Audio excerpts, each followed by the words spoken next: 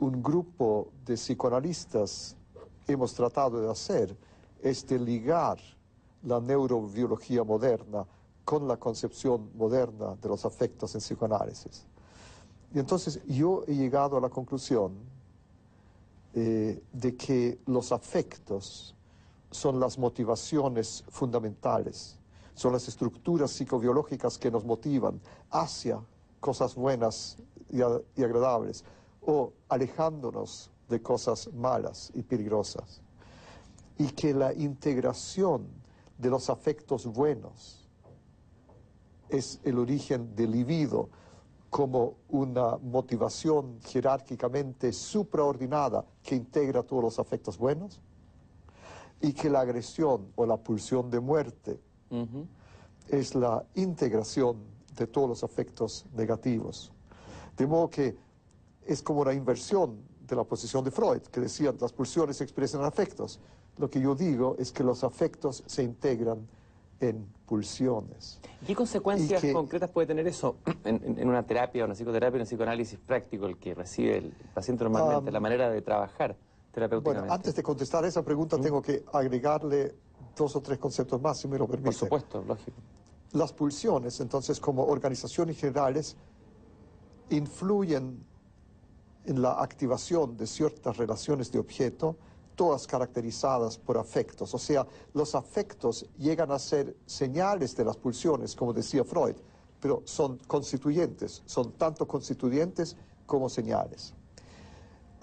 Y los afectos nos dan la indicación de cuál es el conflicto dominante en cualquier momento dentro de la situación analítica. Esa concepción del afecto que acabo de resumirle ha sido aceptada por otros distinguidos psicoanalistas. Yo estuve medio solo hasta hace 10 años, pero Serge Lebovici, un distinguido psicoanalista francés, analista infantil, ha aceptado eso. Joseph y Anna-Marie Sandler, 2 grandes teóricos del psicoanálisis británicos, han aceptado este punto de vista. Y lo que es casi más importante, Rainer Krause, que está en la punta de lanza de los estudios neurofisiológicos de afectos, es un neurofisiólogo y psicoanalista, también ha tomado esta teoría. Entonces, le debo 2 respuestas. Una, ¿qué implicación tiene esto en la parte clínica? Y la otra, ¿cómo se relaciona esto con la teoría contemporánea neurobiológica del afecto? Le contesto primero la parte clínica, bueno, me da la impresión que le interesa más. Clínicamente, tratamos en cada sesión de buscar siempre dónde está el afecto máximo de ese momento. El paciente nos habla, ¿no es cierto?, de sus problemas. Nos comunica experiencia subjetiva. En mi investigación esto ya lo llamo el canal 1, le hablo en su lenguaje. El paciente también se expresa en movimientos y en expresión no verbal. Y los afectos se expresan muy fundamentalmente en lo no verbal. A través del rostro, ¿no? Claro. Lo facial, ¿no? Volveré a eso. Eso lo llamamos canal 2. Y los afectos también se expresan en la reacción subjetiva del analista frente al paciente. Esa reacción subjetiva del analista es como un radar que puede captar los afectos del paciente, especialmente los afectos que el paciente expresa sin poder tolerarlos. El psicoanalista tiene que estar atento a su propia reacción y eso le va a dar una indicación. Exacto. Sí. Se llama contratransferencia, la reacción del analista frente al paciente. Y el analista está atento a la activación de cierta relación de objeto, de la repetición de cierta conducta del paciente con él que refleja la relación con una persona del pasado. Esto lo llamamos transferencia. La transferencia se expresa en el contenido de lo que el paciente expresa y en la conducta no verbal, en canal 1 y 2. Y la contratransferencia que capta los afectos que el paciente no tolera, el canal 3, opera dentro del analista. Hay un problema, sin embargo, porque el analista también puede estar motivado por sus propios problemas no resueltos, de modo que la utilización de la contratransferencia es un instrumento delicado. El analista tiene que preguntarse, ¿esta reacción que yo tengo frente a mi paciente viene de mi problema o del paciente? ¿O hasta qué punto de uno u de otro? Esto es una labor práctica muy importante del analista en cada momento. Entonces, en resumen, el diagnóstico de los afectos dominantes a base del estudio de canal 1, 2 y 3 determina el tema que el analista va a tocar primero en la relación con el paciente. Y toda la temática profunda del paciente está caracterizada por estar envuelta en un marco afectivo. Los pacientes graves tienen una problemática muy especial de los afectos, una incapacidad de unir los afectos positivos y negativos, una escisión entre amor y odio, entre libido y destrucción. Y el lograr integrar estos afectos mutuamente disociados lleva a una maduración emocional, profundización de la relación consigo mismo y con los demás, que es uno de los objetivos fundamentales del tratamiento psicoanalítico de pacientes muy graves. Esa es la respuesta de cómo nos afecta nuestros conocimientos de los afectos en nuestra función práctica, digamos. práctica. Al mismo tiempo se ha operado una revolución en la neurobiología de los afectos. De la teoría que los afectos eran fenómenos de descarga de los tiempos de Freud,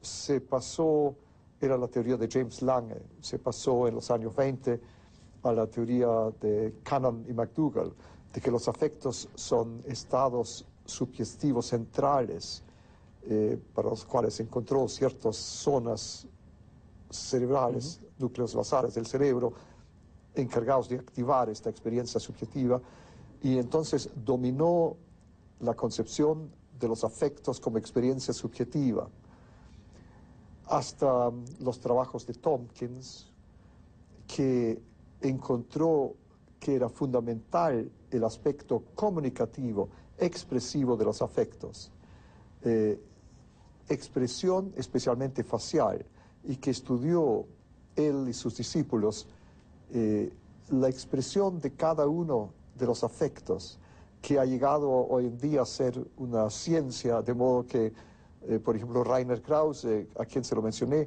es capaz de diagnosticar el afecto de cada momento de un individuo a través de la expresión facial. Y eso tiene enormes implicaciones prácticas.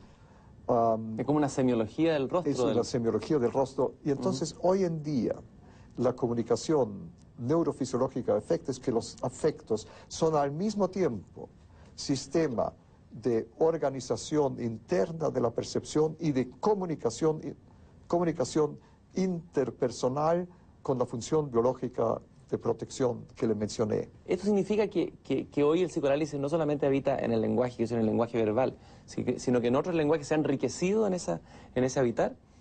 Sí. El lenguaje es el sistema más complejo de representación que permite una reflexión y autorreflexión del afecto. Y la comunicación lingüística es al mismo tiempo comunicación sutil del afecto. Los poetas sabían eso mucho antes que los psicoanalistas. Pero el afecto precede al lenguaje. Los afectos más primitivos son prelingüísticos, probablemente expresados en imágenes visuales, lo que una psicoanalista francesa, Pierre Aulagnier, llamó el pictograma. O sea, los afectos más primitivos probablemente en las personas con visión normal se expresan en imágenes reales y fantasiadas, visuales, y solo gradualmente adquieren una expresión cada vez más auditiva, expresión auditiva que gradualmente incorpora la utilización de signos y símbolos verbales que expresan el afecto ya en una forma simbólica muy compleja. Esa capacidad de envolver los afectos en lenguaje es parte del desarrollo normal. Bajo condiciones de patología muy primitiva, con afectos primitivos intensísimos, esto no se logra o se pierde. Los afectos rompen su contenido lingüístico y se expresan o en actividad, en conducta, lo que llamamos acting out o pasaje al acto, o en somatización. Y los pacientes más graves tienen dificultad de contener los afectos con su envoltura lingüística y lo expresan en acción y somatización. Y la tarea, en estos casos graves, la tarea para el analista es de ayudar al paciente de reintegrar la tolerancia afectiva como experiencia psíquica. O sea, tenemos que transformar acting out y somatización en experiencia psíquica. ¿Qué ocurría antes de que existiera el psicoanálisis en la civilización humana, en las culturas primitivas, por ejemplo? De alguna manera se podría decir que a través del mito o a través de ciertos ritos de iniciación existía de alguna manera una suerte de saber psicoanalítico instintivo. ¿Cómo resolvía? O sea, es decir, los males, las patologías que hoy describe el psicoanálisis, ¿existieron siempre? ¿Son culturales? ¿Empezaron a nacer cuando el psicoanálisis las nombró por primera vez? ¿O son atávicas y los pueblos primitivos las resolvieron de otra manera, digamos, a través de la mitología, la poesía, no sé? Nuestro conocimiento al respecto es parcial.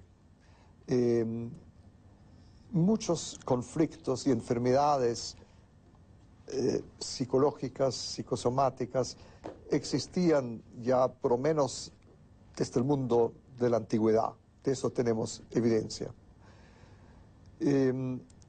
Pero han habido cambios de las manifestaciones de los trastornos psiquiátricos porque la cultura influye en la forma que toman la expresión de conflictos inconscientes. En ese sentido, con la cultura cambian las manifestaciones de conflicto. Por ejemplo, en culturas relativamente primitivas, en que existe poca comunicación verbal, hay una mayor tendencia a somatización de conflictos.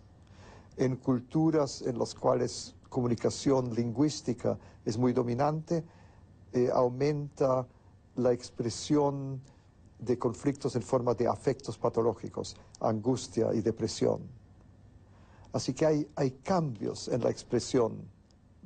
Los mismos conflictos inconscientes se expresan en forma distinta, si bien uno puede leer la continuidad de los problemas.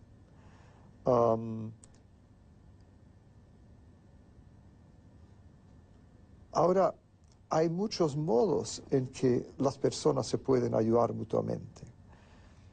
El psicoanálisis no es el único modo en que una persona puede ayudar a otra. Todo lo contrario. La empatía, el afecto, la comprensión, la tolerancia, el contener a un individuo perturbado en medio de su grupo social, el socializar su patología, le ayuda a manejarla. La ritualización de enfermedad y de la cura de la enfermedad es una forma de socialización que aumenta la tolerancia que tiene el individuo a través de la tolerancia que tiene el grupo frente a él. Bajo condiciones óptimas, simplemente la comprensión, el amor, la paciencia, la conmiseración son factores muy positivos para ayudar a las personas. Son terapéuticos, digamos. Son terapéuticos, claro. Nosotros usamos los amigos como terapeutas. No hay necesidad que todo el mundo vaya a un analista. Hay ciertas patologías, sin embargo, tan graves que destruyen los esfuerzos de los que quieren ayudar al paciente. Y quizás es ahí donde el psicoanálisis se ha mostrado como más útil, en descubrir las tendencias autodestructivas del ser humano, traerlas a la conciencia, la preocupación por ellas y permitir a los individuos de superarlos. Yo creo que esto es uno de los grandes progresos en el tratamiento psicoterapéutico, el tratamiento de profundas tendencias autodestructivas. Y el otro es el descubrimiento de la sexualidad infantil, un aspecto muy, muy importante, las profundas represiones sexuales y su repercusión en las frustraciones y limitaciones de la vida sexual adulta. Y en este sentido, también el psicoanálisis ha podido ayudar significativamente en ese área. Parece que ahí, en el tema que usted está tocando, el tema de la sexualidad infantil, parece que ahí había un tabú muy potente y muy fuerte en nuestra cultura, incluso en el interior del psicoanálisis, lo que yo he podido leer en sus libros, lo que entendí. Es decir, parece que hay una zona de la que no se pudo hablar durante mucho tiempo, ¿no? Como si ese mundo sexual infantil no existiera. ¿Qué ha pasado ahí? ¿Cuál es el avance que tenemos en relación a eso? ¿Qué significa entrar en ese mundo y asumirlo? Bueno, eso fue una de las grandes revoluciones de Freud, que fue una herida, el destruir el mito de la inocencia infantil. Y cómo el origen de la sexualidad infantil influye la sexualidad del adulto. Elegimos personas que amamos, que inconscientemente nos recuerdan a las imágenes parentales, o que son totalmente opuestas a las imágenes parentales. Freud descubrió cómo las llamadas perversiones sexuales en el fondo corresponden a tendencias infantiles normales que bajo ciertas condiciones se pueden independizar y reemplazan una vida sexual adulta más plena. En ese sentido, ha habido realmente un cambio fundamental, una capacidad terapéutica de conflictos sexuales, que es un avance fundamental del psicoanálisis. En la cultura, sin embargo, los tabús contra la sexualidad siempre persisten. Es una ilusión pensar que lo que el psicoanálisis ha descubierto va a poder ser tolerado como convencionalismo social. Yo creo que esa es una de las interesantes paradojas, que ciertos descubrimientos profundos del psicoanálisis realmente hieren la sensibilidad humana. Y todavía nos escandalizamos cuando pensamos que los niños no son simplemente víctimas de la sexualidad de los adultos, sino tienen pulsiones sexuales ellos mismos. Y nos escandalizamos cuando pensamos que grupos y organizaciones tienen tendencias autodestructivas, que en ciertas organizaciones la mayor energía está dedicada a destruirse a sí mismo. No sé si será una resistencia, a lo mejor se podría ser psicoanalizado esto, de ver al psicoanálisis casi como una suerte de pequeña religión o de lenguaje cerrado, un lenguaje de poder de saber, donde se reúne una cantidad de especialistas que hablan un lenguaje y comparten un lenguaje cerrado en sí mismo. ¿Cuánto hay de justo e injusto en esa sensación como que el psicoanalismo constituye una suerte de secta contemporánea? Hay aspectos justos e injustos. Es cierto que ha habido una tendencia en ciertos grupos psicoanalíticos de constituirse un grupo aislado, de encerrarse en una torre de marfil, un elitismo institucional, el actuar como si el psicoanálisis es la última verdad del mundo y solo los iniciados pueden compartirla. En ese sentido, ha habido una tendencia a la ideologización del psicoanálisis.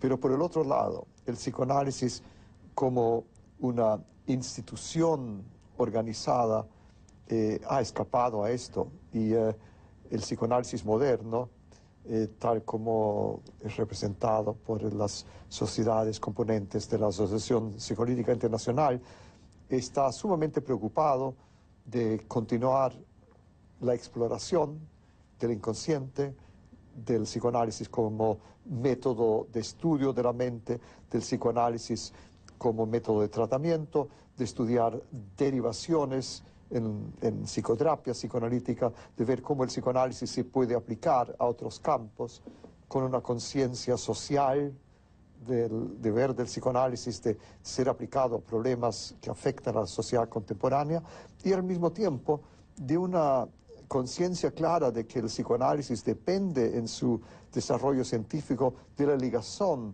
con otras ciencias circundantes. El hecho que Freud haya abandonado temporalmente la neurobiología no significa que el psicoanálisis pueda existir como ciencia independiente, eso sería suicida. Y entonces es importante reconectarse con las ciencias biológicas, que yo he tratado de hacer en mi propia obra, tanto como con las ciencias sociales. Lo que predomina en este momento en el psicoanálisis internacional es esa conciencia de la necesidad de aumentar los puntos de contacto con las... Es un fuerte trabajo interdisciplinario, ¿no? Sí, el esfuerzo, sí. A mi juicio, la neurobiología y el psicoanálisis son realmente dos ciencias fundamentales, no únicas, pero dos ciencias fundamentales para comprender el funcionamiento humano. Esta es una posición que también la tienen neurobiólogos. De apertura hacia psicoanálisis, Claro. a la inversa. Por ejemplo, Eric Kandel, que es probablemente el teórico neurobiólogo más importante de los Estados Unidos,